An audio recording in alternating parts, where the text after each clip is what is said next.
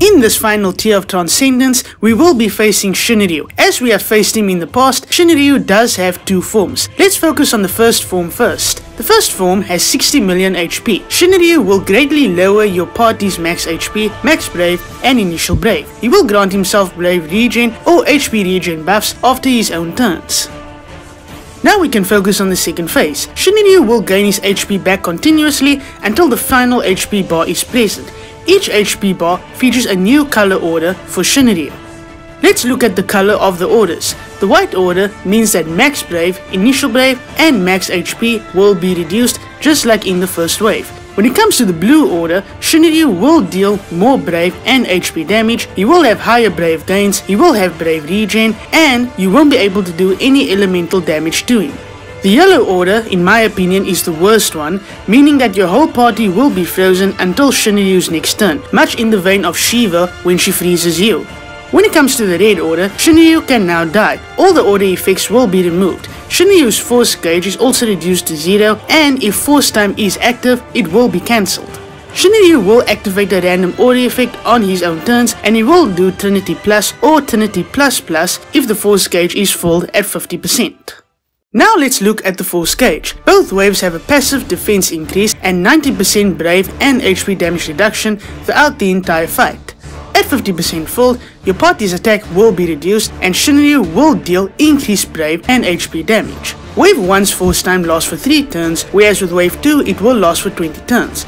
The force gauge full rate is increased in the second wave. Shinryu's force time will grant 50% HP damage reduction, rainbow brave damage, and it will freeze the EX recharge gauge. In order to cancel force time in the first wave, you must use a ranged FR ability. In order to cancel force time in wave 2, you must use a magic FR ability that also grants a buff.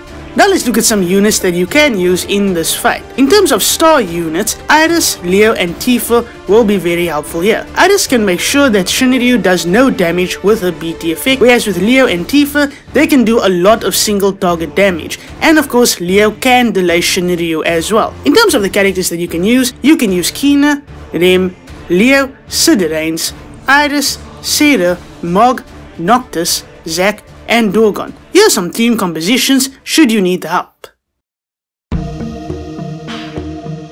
Now let's take a look at Setzer's Rework. At Crystal level 55, Freeze Joker becomes a 5-hit group brave and group full 5-hit HP attack. Brave potency of 80% per hit, increases brave damage to single enemies by 60%, it doesn't consume any brave on each HP attack, increases party brave by 50% of own max brave, and it will inflict freeze on all enemies for 2 turns.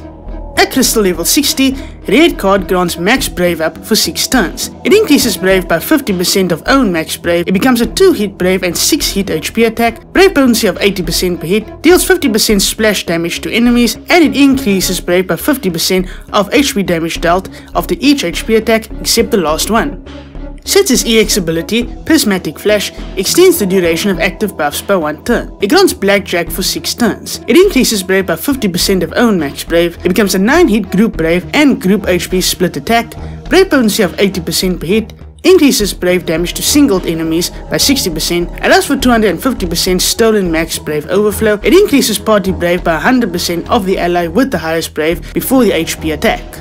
His LD ability, Dive Bomb, becomes a 3-hit group brave and group full 7-hit HP attack. It grants fixed dice for 12 turns on Setzer and on the party for 6 turns. It also has brave potency of 80% per hit, increases brave damage to single enemies by 60%, allows for 180% stolen max brave overflow, and it increases the ability use of Red card by 1 turn.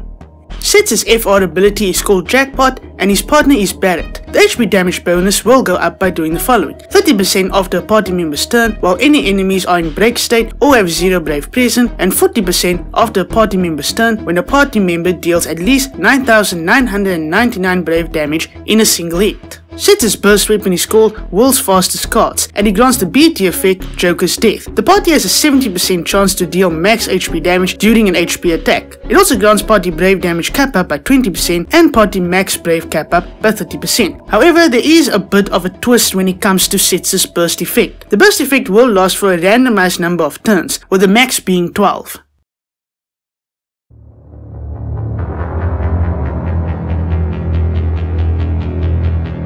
Jammer verdiene, maar luister mooi na my, ne? Ek sal subtitles sit hier, so maar luister hier so. I don't understand why they chose Shinryu as the final boss. I mean, I get it, he was the final boss in Dissidia NT, but like, come on, they could have done something else with this fight. It's not bad. I mean, the first wave does have a lot of HP, but when it comes to the second wave, you shouldn't have much of a problem, provided you have the damage that you need. Of course, if you have Setzer, this fight is a cakewalk.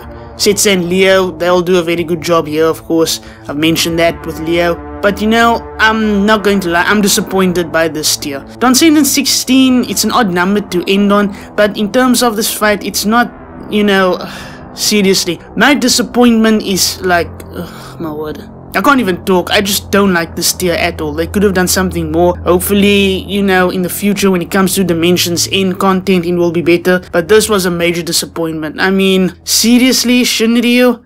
My goodness.